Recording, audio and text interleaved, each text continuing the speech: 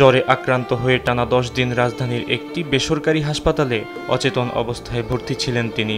অবস্থার অবনতি হলে গত 1 জানুয়ারি তাকে স্থানান্তর করা হয় বঙ্গবন্ধু মেডিকেলে। পরীক্ষা নিরীক্ষায় ধরা পড়ে রক্তে সংক্রমণ। সেখানেই গত রাত 1টা 10 মিনিটে মারা যান তিনি। মৃত্যুর সংবাদ শুনে রাতেই হাসপাতালে আসতে থাকেন তার দীর্ঘদিনের সহকর্মী ও শুভানুধ্যায়ীরা। এ সময় হাসপাতালে আবেগ আপ্লুত হয়ে পড়েন তার স্বজন ও সহকর্মীরা। অনেকেই কিন্তু যোগাযোগ করতে পারেন। এটা আমাদের জন্য অনেক বড় কষ্টের বিষয় যে আমরা ইউনাইটেডে আজকে ওনার শেষ বিদায়ে আমরা সবাই আসতে পেরেছি। এই কিছুক্ষণ আগে আমি গেছি, আমি ভাবছি একটা মিরাক্কেল হবে, এবার আপু ফেরত আসবে। আমি বাসে যে বসতেও পারিনি, আরে ফোন দিয়ে বলে আপু তাড়াতাড়ি আসেন, সবাইকে জানান।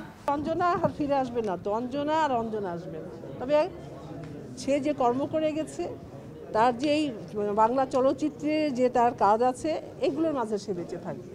এ সময় চলচ্চিত্র শিল্পী সমিতির সভাপতি মিশা সওদাগর জানান, শনিবার বাদ জোহর চলচ্চিত্র উন্নয়ন কর্পোরেশন এফডিসিতে তার জানাজা অনুষ্ঠিত হবে।